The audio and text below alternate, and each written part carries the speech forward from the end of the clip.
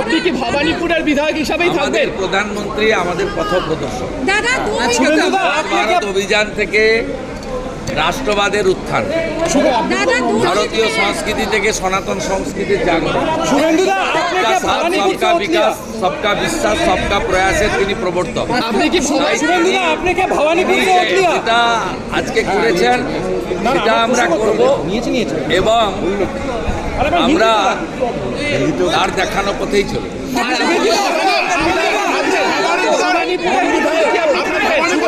আমি জায়গার এমএলএ হিসেবে তো শপথ নিতে পারি না।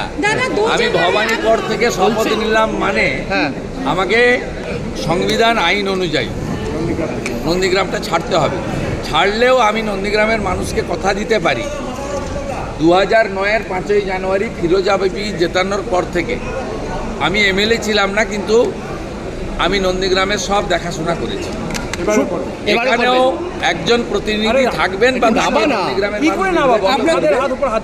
নন্দীগ্রামে বিধায়কের পরিষেবা থেকে শুরু করে আমি নির্বাচন চলাকালীন যে সমস্ত উন্নয়নের প্রতিশ্রুতি দিয়েছিলাম, আমি অন্য এলাকার উন্নয়নের সাথে সাথে নন্দীগ্রামে দেওয়া আমার কথাও আমি কার্যকর করব এবং নন্দীগ্রামের মানুষ তাদের আমি আগামী 5 বছর বুঝতে দেব না যে তাদের বিধায়ক শুভেন্দু অধিকারী নয়।